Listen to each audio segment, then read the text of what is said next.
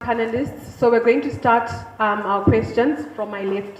What is the right time ekuudza bereki wangu kuti ndana someone wandiri kuteta naye kunze? Vabereki vacho vanenge vagara varipo. Hati vagara varipo. Uyu ndiye achangosvika. Unoita setsika dzaunoita kuti ukauya neshamwari yako kumba unozoudza mai vako kuti ndiani pakubuda here kana kuti paanosvika. Saka tsika dzakanaka ndedzekuti tizivane nevanhu vatigere navo kuti ndivanani. Saka kana waenda ukanokoromora dzawakoromora uko unotiudza pachiri nenguva kuitira kuti kana tichikwanisa kukubatsira tikubatsire, kana tichikwanisa kukushingisa tikushingise. That is the purpose yekutiudza. Okay, sorry, Tomboti, is there any stated age? Because pangopachi togona kuti tovaudza and then tochika kuti vanotanga kuti popotera uchiri mudiki uchiri mudiki asati wasvika chizera rekuita zvewasikana kana kuti zvewakomana. Iwe unenge wakura here? Yeah. Because inini ndoshamiswa ndechekuti izvo munhu uyu ndiye akakubereka, munhu uyu ndiye akakupa porridge akayamwisa, haachatoziva kuti uri mudiki kana kuti wakura. Akutoda rubatsiro manje newe nesilabhasi yawakabatana nayo kuchikoro neshamwari dzako kuti unyatsomudza kuti wakura, iye ari mistaken. I'm just trying to be fair. Kuti haikuti ndatiregei kutorana nevabereki sezvinonzi mazungairwa achangomhara. Remember we were there muchikura takanga tiri tese. Kuti ukweshene kuti ndakuudza kuti uri mudiki, ini pfungwa dzako ndiri kudziona nemaitiro ako ndiri kukuona, magumbezi ari kungonika panze ndiri kuaona. Musikana wako aziva kuti unonika magumbezi every day, ndini ndiri kuzviziva. Indokuudza kuti uri mudiki, musikana wako agoni kupota achinika magumbezi, iwe kuti uri munhu mukuru. Saka imi muri kuti time yacho kuti ndinge ndichiwaudzwa kuti ndana someone ndeipi time yacho pandinongoita pana ndatowaudza here. Achingosvika, in fact zvakatonaka ukangozvifunga umbovaudza. Usati watomboudza munhu ari panze kuti izvo ndinokuda, uchingozvifunga umbovavaudza. Look at it from this angle, young man. Mumba ndikauya inini nechigubhu changu chine poison, asi isina kunyorwa kunzi poison. Inguva ipi yandofanirwa kuudza vanhu kuti hausi mukaka? Ndichisvika, why? Ndiri kuprotecta vanhu pachinhu ichi. Ndo zvakafanana nemarelationships. Tiri kuprotecta your feelings. Toprotecta the feelings dzemunhu wawaita sei, wawauya naye. Isu tinokuziva, munhu uyu tinomuziva. Tinochiti, rwendo rwamatanga urwu nemaziviro atinokuita hapana kwamuri kuenda. Saka it's not like tiri kutadzisa chinhu chako. We are helping you and we are helping the person auchakwanisa kudisappoint. Hatisiri isu tiri kucreate the poison, we are just labeling. Saka help us to label only. Kuti tingoziva kuti nezvaitika izvi zvichadai. But imimi vana manje maakutitreata with suspicion. The reason why you are treating us with suspicion, because many times you know you are wrong. Unonyaziva kuti ndiri mafikezolo, unonyaziva kuti ndichiri mudiki, and you know that I won't be allowed to do this thing. Saka unonoita, and you are baptizing that as knowledge, as being protective, but that is stupidity in action. Okay, my question to you, Elder, is how do we navigate Christian dating? Because mazanoti kurarama matimes ekuti pakutaura pane zvakawanda zvichiitika kunze uku, my relationships, mune sex iri involved and a lot of things. So I need to know kuti Christian dating tinoinavigata sevana vemuchechi. Naye mwanangu, iwe ukatora grass ukaenda patepi ukatanga kudira mvura, munozara chii? Munozara mvura ndika. Ko ukasumudza grass iroro uchifamba, chinoteuka imomo chii? Imvura. Zvinoita here kuti mubude mazowe. It is impossible kuti bhodhoro rakazara mvura riteuke mazowe.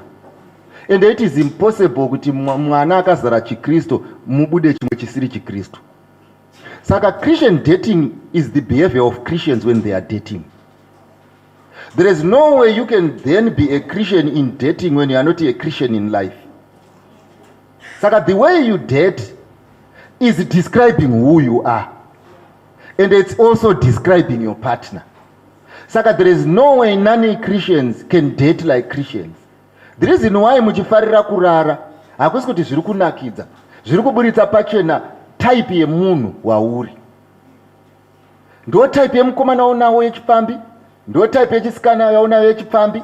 Ipfambi mbiri dziri kufungidzira kuti kana dzichinge dzazova mberi dzichavaka musha wechikristu.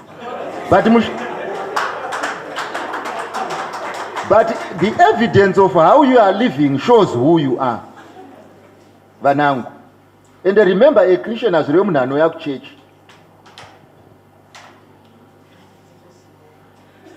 So I hope you hear me. Haugoni kugara pasi uchiti izvo ndiri kuda kudya segentleman, ndakuda kumedza segentleman. unongodya madyiro ako. Kana uri gentleman ndo madyiro egentleman, kana usiri gentleman undotoziva kuti aiwa handingazodyi chegentleman ndichiri gentleman. Vanangu, I want to tell you, it will not cost you to be a Christian. Usafunga kuti when you are a Christian you are not going to enjoy life. You enjoy life the Christian way. So elder mukuti kana zveni kana let's say ndasangana nemukomana wangu then ndine non-compromises handinawo, ndasangana nemukomana wangu and handisi virgin, but ndobva ndamuudza kuti ndiri paperiod yekuti ndoda kuita celibate, then obva because the guy anenge aona kuti handisi virgin and iye hasi virgin, obva atondirambira those reasons. Ndofanira kuita situation yakadaro. Unoziva kuti Mwari akakudzwai ndandasangana nebenzi ndokutonyura kwandandadoita handisika. Yes. Nekuti wadzingwa mubhazi maongo wagara watorasika. Ivo vari kufunga kuti takufikisa nekukuburutsa, vasingaziva kuti aiwa wakutozonyatsoverenga neungwaru bhazi riri kuenda kwauri kuenda. Saka usazvinetsa hako mwanangu, ranga ragara asina kwariri kuenda.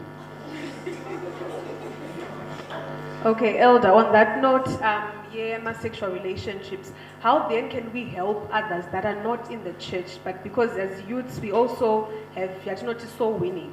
Saka kune vari kuface those challenges out there in the world, how then can we help them kuti vauye muchurch? Because pane vamwe vekuti they are there, they want to come to church, but pane ma issues like the one I addressed one Arumbi, yekuti there's an issue of sexual intercourse in my relationships, and how the church is addressing it is in a way as to judge youths. So how then as us youths can we help those in the world to come forth to church vachibatsirikana munyaya dzakadai so vari marelationships vatori mazviri?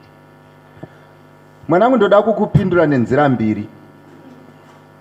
Chinoitika ndechinoti mazuva ano munhu akaudzwa chokwadi anoti ndajajwa, audzwa zviripo. Certificate yako iri kutaura kuti izvo une ma A maviri nema U6 haisi kukujaja, iri kukuudza status. Iwo ndo unozointerpreta kuti status yayandipa iri kundibatsira here kana kuti kwete. But many times when people are told the truth, they think they are being condemned. But this is the type of life that they are living. Saka vanangu, zvakanaka ndezvekuti whatever is said, do not analyze it and repack it and say I would have accepted if it had come this way. Just analyze it as it is good. Is it true or it is false? Because hatina kupiwa zvipo zvakafanana pakutaura. Kune vari soft, kune vanotenderera, kune vanonanga nyaya. Saka vanangu, dzidzai kuti upombwe hauna rimwe zita riri nani. Pamusana pekuti ma effects acho anonobuda akadaro. Then number 2, the greatest confirmation ye positive Christian living is how we live. Vanhu vakationa tichirarama upenyu husina kufanana nehwavo, vachiona kwatiri kuenda nekwatiri kusvika, I want to tell you one thing, they can tell kuti this is a blessed life, this is not a blessed life. Problem iripo ndeyekuti pazviri kuitika nemiwo vanonamata munenge muripo. Isinongo kuziva kuti takuonai kupati kwedu takadhakwa tese, hatizozivi kuti mangoperera pakudhakwa. Isi tokuonai muchingodanana nemunhu wataimborara naye, hatizozivi kuti ima hamusi kurara muri kungodiwa isi tichirara. You get the point? Saka zviri kunetsa vanangu ndezvekuti imimi nevanhu vamuri kudaro tiri kurarama upenyu hwakafanana, reading from the same book, tichiita the same syllabus, and look at where we are. You know what, my daughter? Muchechi kurambana kwaifanirwa kunge kusipo, abuse ingadei isimo. Why do we have abused people in church? Why do we have vanhu vanoita upombwe in church? Pamusana pekuti vanhu vazhinji we want the name church when it helps us, but when it talks to us we don't want to listen. Saka the greatest help that you can give, be a book that the world can read, and read loudly and clear. Usambomutaurira chinhu ngaaone. Alright. Inini elder ndoda kubvunza, ndakanangana nenyaya yegeneration gap. Pane zvinhu zvako mazuva ano zvatinoda isusu mayouth, asi vabereki vedu havazvinzwisisi kuti ndo zvako mazuva ano. Toita sei kuti tibatsirane nevabereki vedu panyaya dzedressing, dzemusic nezvimwe zvakadaro kuti tifambirane pasame level. Kana ndikakuendesa kuchikoro handina kukuendesa kunobatsirana naticha. Ndati iwewe unodzidza kuna ticha. Kana une imwe method inoshanda, kana waanako mastudent ozovaudza iyoyo. Nekuti inisa ticha ndine matichiro angu anondipa results. Saka inini ndisiye neklasi yangu mopasa. Iwo zoti teta kuda visual aids onoita nevani nevako vana kana wakuticha. Saka Bible inini rinonditi train up your child in the way that you should go. Arina kundiudza kuti suggest. Saka iwe kana une masuggestion nyora pasi mwanangu, kana wane yako ozomupa iwayo. Inini pari zvino unombodzidza angu iwayo anenge aripo, handisi kuda rubatsiro ndiri right. Mind you, my daughter, there are no conflicts of interest here. I am saying I am the teacher for now. Allow me to produce results. Iwo kana wazoponawo uchiona kuti zvinoshanda zvekurara pafoni usingaverenge, handiti vako vari kuuya. Inde nchivaudza vana vako kuti uyu ndiye wangu uyu, iwo vako wavo. Usamhanyire kuda kuvhura chikoro. Nguva yako yekuvhura chikoro ichauya. Ichi ndechangu ichi. But elder, izvi zvinoita kuti mumba mugare musina peace, munenge muchinetsana nevabereki. Saka imi muri kuti isusu tofanira kungoteerera zvevabereki. Nyangwe zviri kupisa zviriko, isusu unoita zviri pamba penyu. Ndo zvamuri kuita.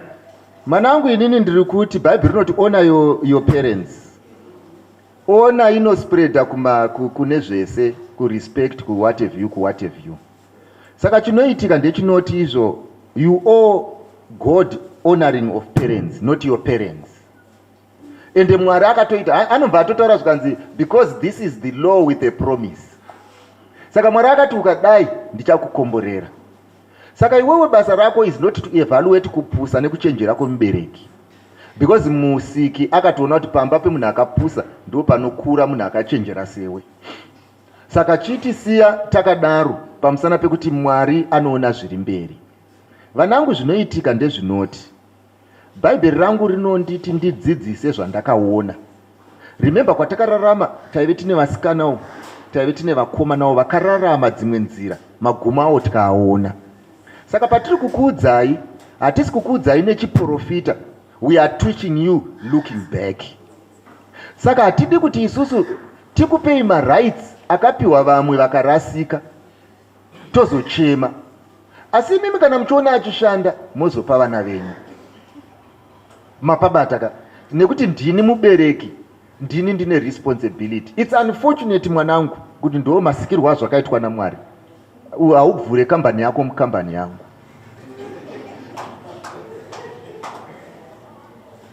And I want to tell you vanangu, try by all means to be submissive and to be quiet when it's time to be quiet.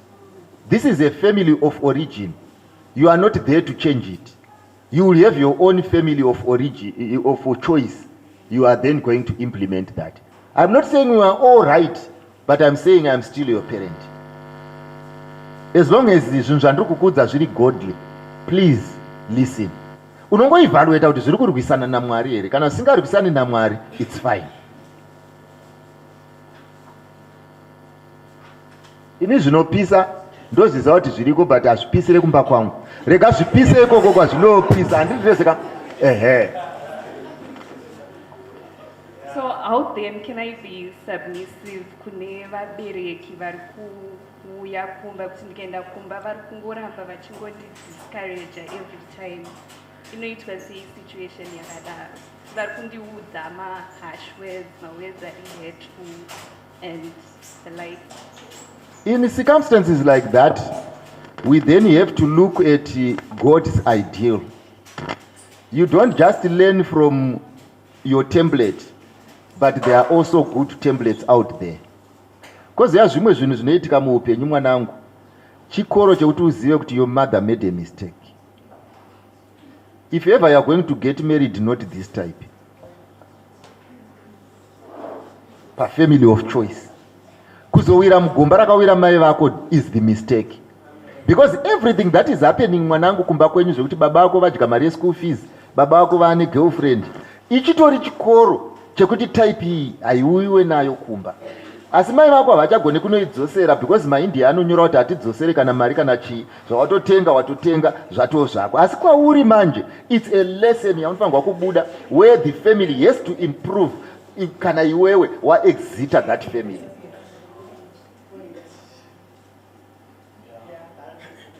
Okay, so which age, okay, yandingati now ndawo ya suitable unogara ndega o kana kuti rave zvimirira?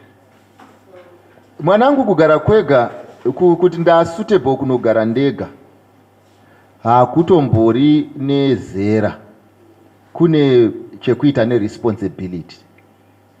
Kune vanoda unogara vega kutiza kumba, type iyo haisati razera iroro. Kuna vanoda unogara ega kutiza responsibility yekuti pamba paroda kutichwa kuti munhu unochibhadharawo mvura unochidai, unoda kutiza, unoda kunoita mubhedha kwaunonoroja asi ungochirara pasi kunoko, uri kubva pamba the conditions dzisina kuimprovwa, kana wazodzoka uda kuzorara pai. Saka kunogara wega kwakanaka for self development but kwete kutiza responsibility. Asi kana ari mwanasikana ndodzokorora. Kana ari mwanasikana zvakanyanyisa kugara kana zvichitendera, toti hauna kuchinjwa nebasa, hauna kuichinja kutaundi kwekunogara, zvakanyanyisa kugara kuzobuda pamba uchinoroorwa. Okay, so toti kuvakomana maresponsibilities angu here kuti tomboti takaberekwa tiri 5 and then maobva watanga kuti tichibhadharira ava 2 school fees, or mumba hamuna shuga, mumba hamuna mafuta, unofanira kutengawo mafuta. Ukaona mai vako vachikuudza izvozvo vakazvara benzi, these are the things that you need to see.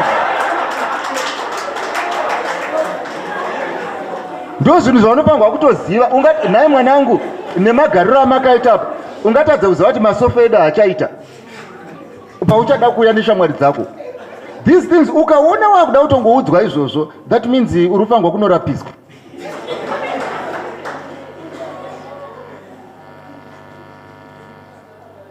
Tiri papo elder, tomboti pane pressure inouya kubva kumba yekutoti tomboti mabasa acho tiri kuita effort yekumatsvaga kuona mabasa acho haasi kuwanika. So once pressure out of autozobuda papressure ipapo vanenge uzoteka madrugs and so zviri possible here kuti unge uchipiwa pressure yekuti utsvage basa kunze kwachisina basa? Mwanangu iwe ukaita pressure uchimhanyiswa nembwa unosvita mbanje here? Hanti unotiza imbwa. Saka iwe uda kuita pressure yekushaya mari wosvita mbanje, saka pressure yacho inopera. Hazvigoneka. The only way to deal with pressure is to make sure you find a solution to the problem, not an explanation. Isu hatina kumbotenda unowana basa, isu tatiita zvinoita kuti urarame.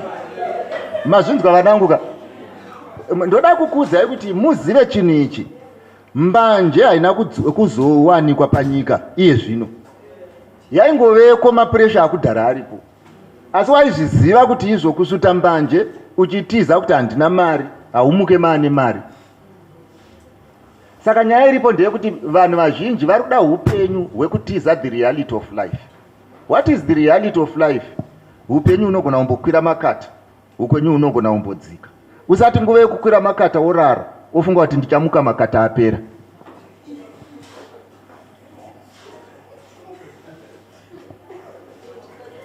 Elder, ini ndainchida kubvunza kuti isusu sema Christian youth zvinoita here kuti ndite online dating?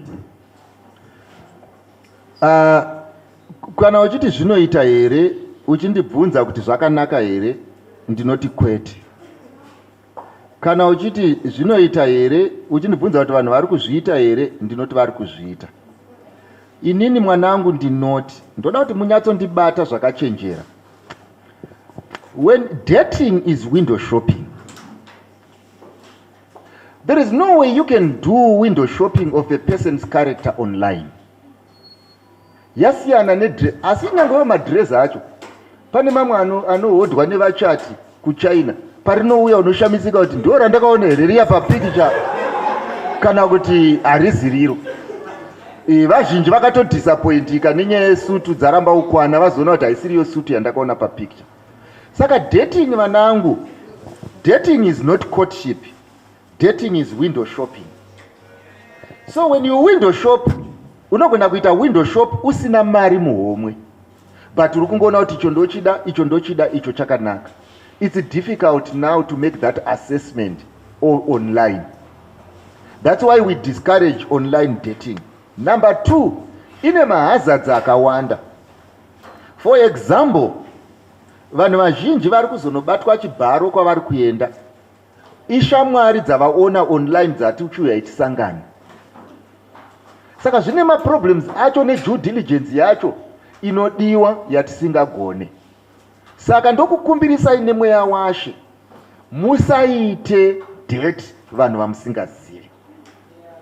Please. And I repeat, please, it's not for you. And I repeat, vanangu ndinzwisisei. Unoziva rimwe zuva ndakasangana noumwe mwana mundege achienda kuSouth Africa kunosangana nemunhu waasingazive waakasangana naye online. Vanangu ndinzwisisei, online is not the best for you. Regai zvishande kwazviri kushanda ikoko.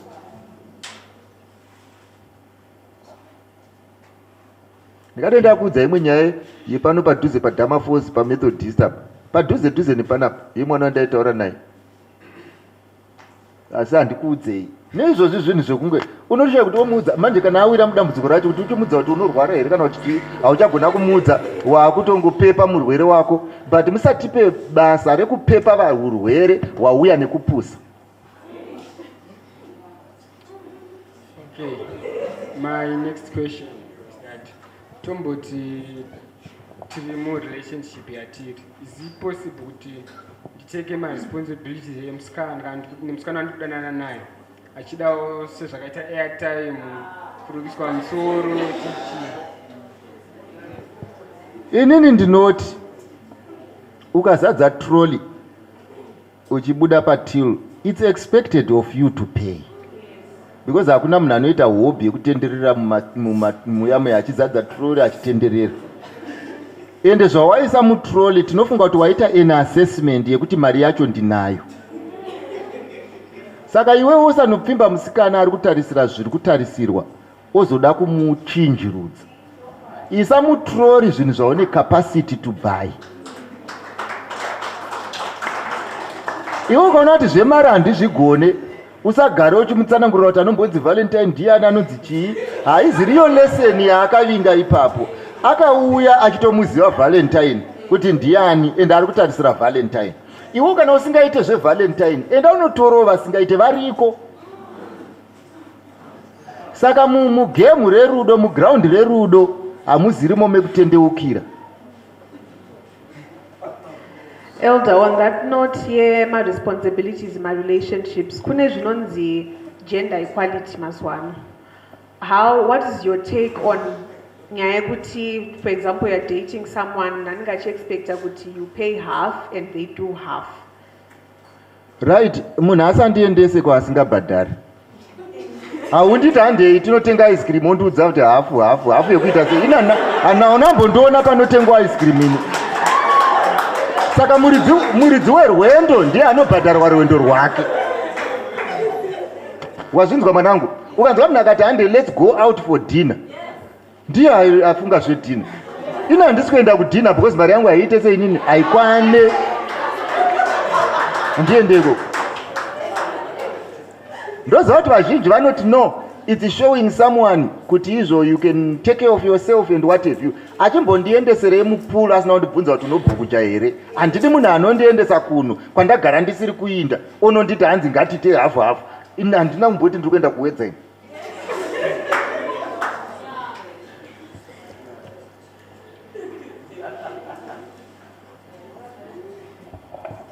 Okay, thank you, Elder. My next question ndekuti ndiri teenager who is struggling with drug addiction because of maybe zvinhu zvandiri kuexperienca kuchikoro. Kana kuti handisi kunyatsonzwisisa masubjects, then I turn to drugs things like pornography. How do I then navigate kuti ndibve kune zvinhu izvozvo? Yeah, zviripo tiri kusangana nazvo kakawanda kucollege where people are taking drugs so as to energize themselves and read vosvika kure. But chiri kunetsa chimwana wangu ndechekuti izvo kuenda kucollege unotora madrugs kuti akubatsire kuti usvike pamaximum zvakafanana nekutenga mukaka nemvura asi poti yauri kubikirawo irova nechipikiri yoboka. Uri kusenzera mahara because mukaka wese uchapinda mumoto. Saka zvinobetserei kuenda kuchikoro nekuzvipa madrugs kuti ufunde when you are not going to enjoy the benefits? Why? Because you will be a zombie living in the streets. Nekuti the effects dziri kuitwa nemadrugs tiri kuzodziona. There are times when you determine when to take drugs, but there are times when drugs will tell you where even you will sleep. Saka vanhu vanogara mustriti musafungoti kwaive kupusa. Vamwe vacho vairova chikoro like nobody's business. But what did they do? They bought fuel vakadira mutengi rakaboka. Saka you need to know that the person who should enjoy the benefits of this education is me. So don't destroy the recipient of the good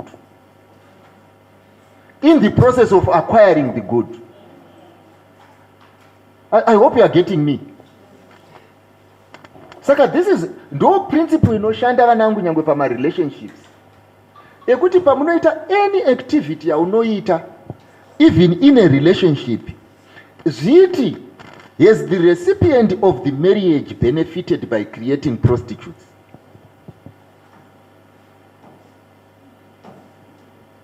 There are times when mukudya iko zvino izvi we are destroying he who should be happy mangwana. For example, ukadanana neani innocent lady ukaimudzidzisa upombo, wamudzidzisa kuti munhu anogona kutyora murayiro waMwari with a clean conscience. Kana wazove kumba kwako usazofunga kuti anochengeta wako murayiro zvakasimba kudarika waMwari. You created this problem. Saka vanangu zvizhinji zvinhu zvamuri kuita mangwana, you are going to suffer the consequences because Bible rangu kuti musanyengerwa Mwari haasekwe. Izvo zvamunodzvara ndizvo zvamunokohwa. But pamuri kudzvara muri kuita sezvinonzi you will remain teenagers. Hamurambe muri zvindumurwa murelationship iyi. Saka one has to think straight. Zvichatapira kuti shuga yandiri kudai ndo iri kubhoilisirwa tiri pamoto. Zvinozoita here kuzomwa mvura ine masamba pasina shuga nekuti ndahwira? Zviri kwauri ku make this decision because you are the recipient of this thing. Saka ndo zvatiri ngokukumbira vana vangu kuti you need to think straight in everything that you do. Haasi baba vako vachagara mustreet, haasi baba vako vachaita zungairwa, haasi baba vako vachatungwa nemadrugs. But chinondirwadza ndechekuti munhu akadaro ndiye boyfriend yako. You are making a decision for your children to be fathered by an irresponsible person.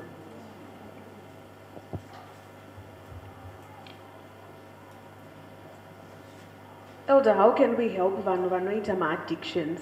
Kambotaurwa nyaya ye-drug addiction, pane vane ma-pornography addictions nema-sex addictions. Vanangu zviri kuitika ndezvekuti iko zvino izvi tave nemaplatform, tave nevanhu vari professional. Like isu tine vanhu vari professional vanodhila nema-issues iwayo. Saka zvinoita ndezvekuti kana wapinda une hama yako kana shamwari yako yapinda muchinhu ichi, zvakanaka kutaura naye zvakanaka kuti iwane professional help so that atiite a short job out of it. Pamusana pekuti kune vamwe vanenge vauda kutopiwa mapiritsi, kune vamwe vanozosuffer from withdrawal symptoms. Saka zvinoitika ndezvinoti izvo mwanangu, ina handizi doctor, iwe uri doctor. Inini munamato pane paunoshanda, asi pane pamwe paanofanirwa kutanga anoiswa plaster. Kana doctor amuisa plaster ndonamata, nekuti munamata haurambidzwe gumbo riri muplaster. Unoiswa hako plaster isitozonamata kuti ribatane. Asi kuti rakaita 2 mapisi ka isusu taka kuti rara chete tiri kukunamatira. Rara chete. Mwari haangaite basa rekuti Red Sea ipatsane ipo pane bhoti. Kwira mubhoti kane vamuonamata kuti kusvite zvakanaka. Ungati hanzi ngaipatsane Moses wane akaisvika panapa, zvikapatsana Moses akasvika panapa. Moses kuita sei? Pane bridge, kwirane pamusoro pebridge, muite sei? Muyambuke muende nevamwe. Saka tiri kuti pane manyaya dzema-addictions, let us not do things that we cannot. Let them go for professional help.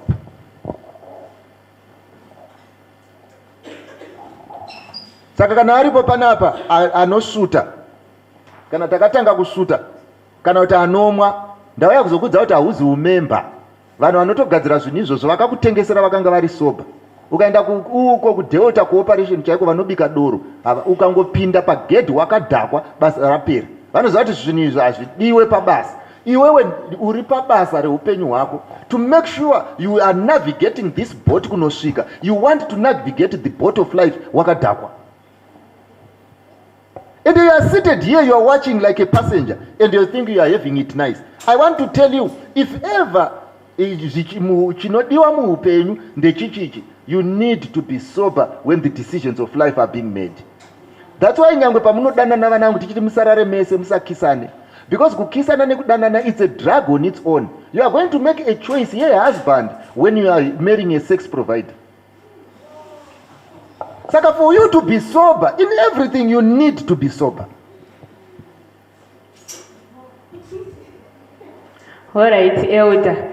Tokumbiro kuti muchiti describe yamunoti this is a healthy relationship pakati pemukomana nemusikana. Mwanangu, inonzi a healthy relationship is an objective relationship. Iri kuzikanwa kubva musi wayaburwa kuti inoburwa, yaiswa pamoto kuti inoburwa rini.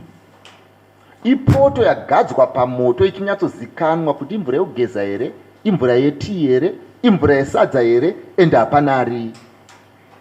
Number 2. Ipoto inogadzwa pamoto after dating. Hakuna vanhu vanosangana mukombi and coincidentally be the people. Saka poto iyo inogadzwa pasi after a careful assessment, not sweet talk. Number 4, ipoto inogadzwa pati after due diligence. Sezva munongoita nyangwe munhu achida kupinda basa, handi panoitwa due diligence, panoitwa hanziri tsotsere, zvakazofamba sei, background yake yakaita sei, macertificates ndezvokwadi here, panoitwa due diligence. The same applies to issues of life. You don't fall in love, then learn to love someone because he sweet talked you into that. Ndo panonzi roora naive matongo. Vakanga vachireva kuti izvo, quote the person you know. If you don't, don't. Number 5, hands free. A relationship must stand on its 2 feet. Nekuti pabasa atitange nebonus kana salary. Totanga nekuprovide service, tozobhadharwa proportionally.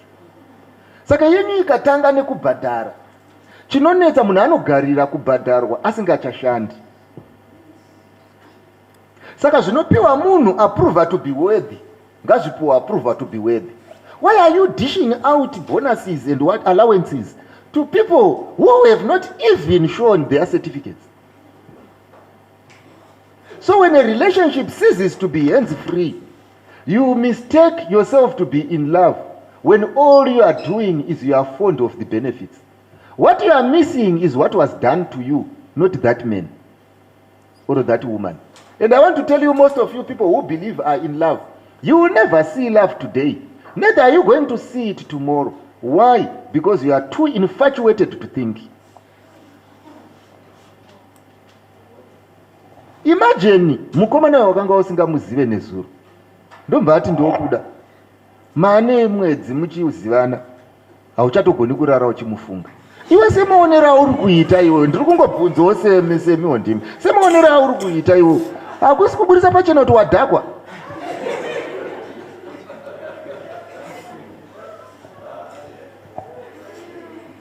Kozouya mwanangu, chandoda kukuudzai, mundibvume kana kuti mundirambe, but tichasangana seri kwerwizi, anza inenge iri right ndeyangu. Pamunodanana mwanangu murelationship, matara akawanda zvino, mberi hamurari. Because kana zvichidaro pamuti munyoro, kokuzoti pane wakaoma, mberi. Saka mukaona relationship yenyu iri problem solving, mutoziva kuti this person siyanai naye, ndo chekutanga. Chepiri, ukanzwa zvichinzi nemukoma namaroorana kuti type yedressing iyi handide, type yezvakati iyi handide, uri kungoziva kuti atsvaga musikana asiriye. Nguva yekudata is not the time to change someone. It's the time to see who he is or who she is. Saka vanhu vazhinji vari mumuchato, vari kugara pasi, vari kudanana semi, vanodanana zvakapusa. Unenge uchiudzwa kunzi indoda mukadzi akadai, ndoda asingasenze, ndoda asingadii. Ari kukuudza zvaanoda sani. Handiti zvaanoda zvirimo, ngaanotsvaga. So time yecourtship is not period to change perceptions or to downgrade. It is to set for compatibility. Kana asingade nesi haadi nesi. Kana ida mukadzi anorara mumba every day, iwe uchida kuenda kunoita nesi.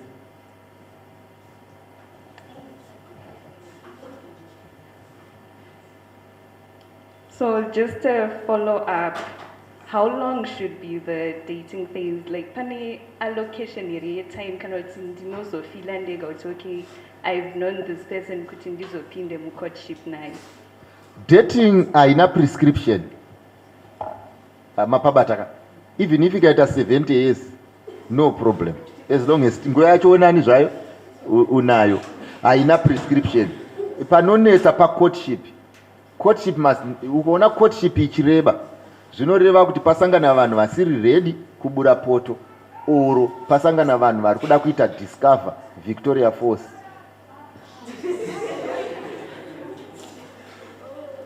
So how long should be the courtship phase then? Courtship period can even be 1 day if you can know if you can test compatibility in 1 day. Remember pa courtship uda ungoona kuti anoraramika naye here. You get the point.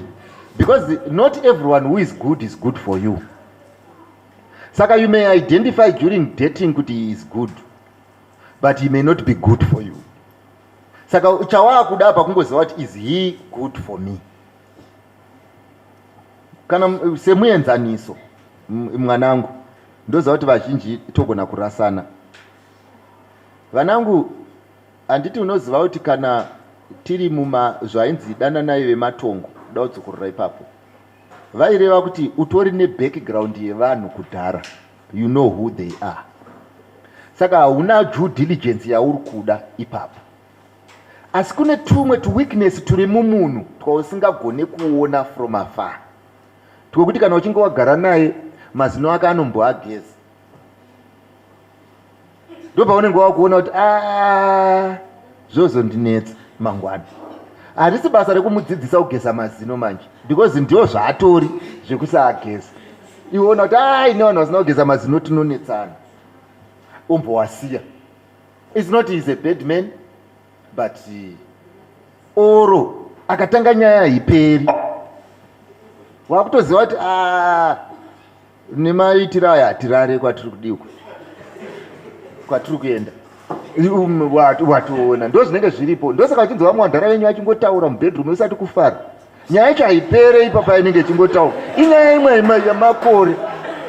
Munhu ari kupera, umwe arida kurara, you get the point ka. Umwe ari kuti iwewe saka uri kutokotsira ndichitaura nyaya yakakosha.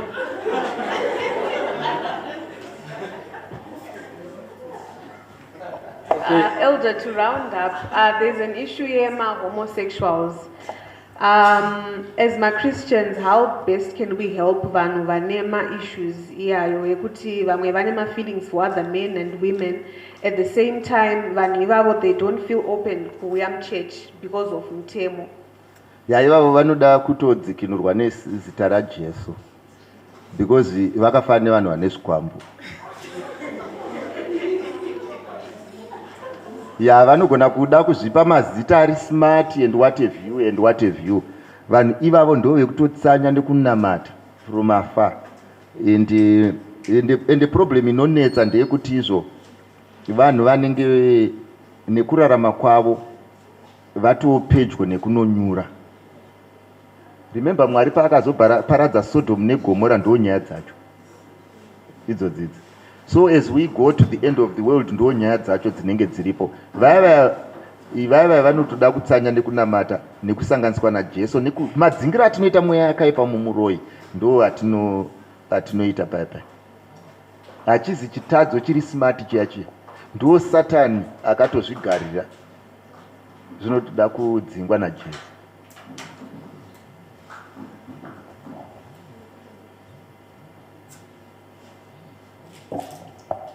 Okay, tiri papo elder, tinoda kubvunza what is the right time kuudza your partner kuti uri HIV positive or negative after mashare bed? After maita sei? Mashare bed, like tarara test like. Mashare chi? After having sex.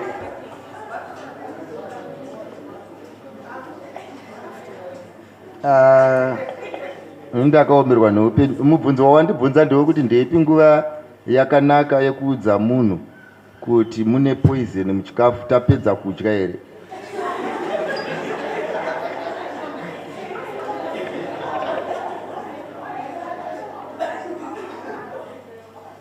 Saka unondiudzirei ndanga ndichidya mukondo wesadza pana patanga tiri tese? Wakuda kundiudza tapedza kudya? Wakuda kundiudza kuti chii? Uda kutondisotesa? Information here yauri kundipa kana kuti utondiudza sentence? You sentence me to jail, then you want to describe to me kuti izvo onditi uri kundibatsira. Urikuda kutry kuita sei pachunito? Uri kundiudzirei?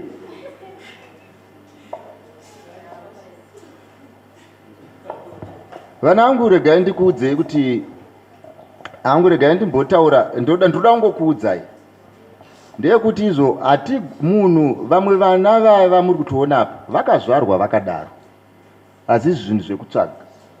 It's something they didn't want but it happened. You get what I mean? We are not condemning, but chinonetsa kuti isusu nemi tidiscuss about HIV ndeyekuti yamunoziva neyatinoziva hadzina kufanana. Imimi HIV yamunoziva ikai yakaiswa bhata, majarini nejemu. Isi yatakaona tinotonzwa hana kurova ukangoda kuti ndiri kungokuudza iwo. Isusu yatakanyatsoona chaiyo kuti tinyatsogara pasi kuti hanzi izvo tidiscuss because isi takatoiona. Isi yatakaona inobvunza baba ako yatakakaona hana yavo inorova vanorora vachichema ukangotaura. You get what I mean? Because dzakasiyana. Saka we are discussing this issue from different levels of information and experience. Asi zvichaitika manje chandoda kukusirai vana vangu mugere pano kunemi mune ropa richakachena. Musafunga kuti zvikanzi kune ma-ARV kwane mushonga. Kune vamwe vasingabvumwi nawo. They either take you up or take you down. Saka musafunga kuti hatichazongonomwa. Vari kutomwa ava inyasha dzavakaitirwa naMwari because vanga vasina kusarudza. Asi zvekugadza poto pamoto ukava negumbo kuti mvura inopisa ina zvainondiita uchazviona. Ina hangu saElda ndataura, sababa venyu, samai handiti mwanangu ndakuudzai, asi sarudzo ndedzani? Sarudzo ndedzenyu. Handina kuti pane chakaipa, asi edzi yatakaona kana iri yamuri kutaura yatinoziya. Makamboionerei? Saka musataure shumba musati maiona. Isi takaiona. Takaiona isi yekuti unomhorosa munhu ruoko uchisara wakabata nyama dzemumaoko. Saka yenyu yamunotitaurira iyi itheory yamunayo, mogara pasi nesu moda kutidzidzisa kuti no mazuva ano isusu kwatakanga tiri chinhu chikadzoka ichi. I'm telling you kune misha yakavhagwa as we are speaking right now. Saka kuti tigare pasi tichiita zvinhu light zvisiri light no.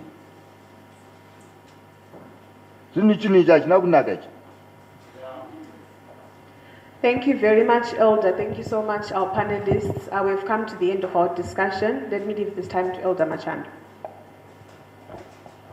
Thank you very much, vanangu. Ndoda kukuudzai chinhu patiri kuba segment inoi. Mwanangu ndoda kukubvunza mubvunzo. Tomboti iwewe uri accountant. Saka wadaidzwa kuzopa an audit report. Omba wasvika woona kuti kana kuti izvo charging port ye-laptop yako haisi kushanda. Report iwanga uchida 10 minutes dzekuiita. But laptop ida kutanga yambogadzirwa. Oita 5 hours uchigadzira laptop.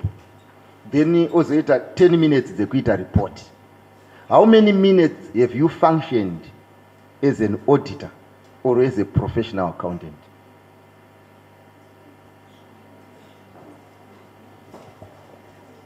Five hours uchigadzira computer. Then 10 minutes uchiita report. 10 minutes. Idzi the 5 hours dzekugadzira computer idzi hadzina nebasa. Hapana nebasa nadzo because hausi technician. Ndozvandoda kukuudzai vazhinji venyu mugere panapa makanditarisa. Ndezvekuti kumberi kwamuri kuenda uko, if you don't marry right, uchaita 23 hours 40 minutes dzekugadzira computer ne 20 seconds dzekufara. And you will only have functioned for 20 seconds as a wife. But you will be busy. Saka tiri kuti izvo uzive kuti you are not assessed pakugadzira macomputer. You are assessed pakuve an accountant. Saka do not carry junk and say I am going to improve it. You may take long repairing the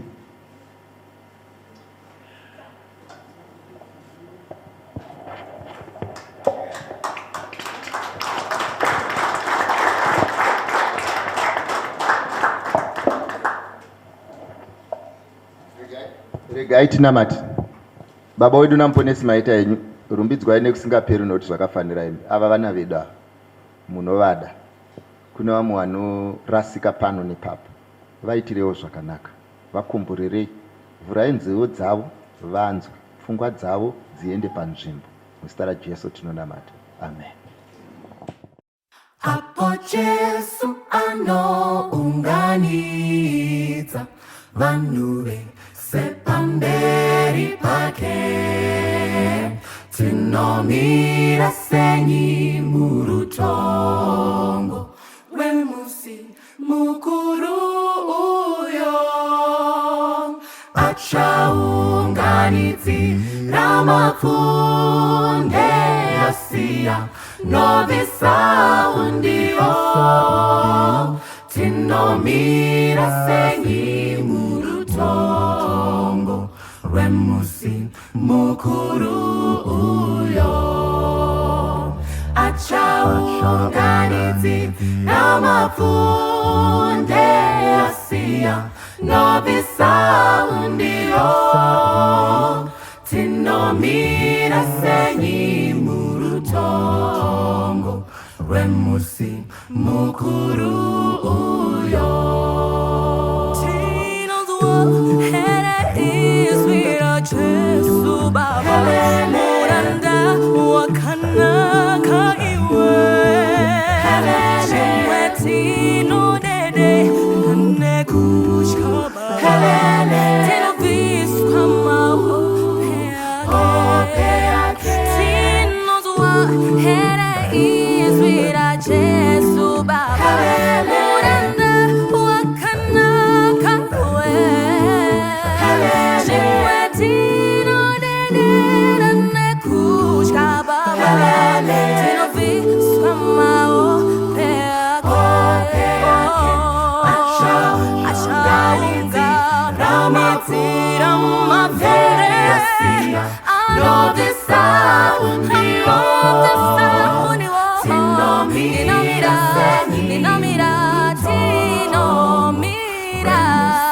mukuru uyo. Achaunganidzira mapfunde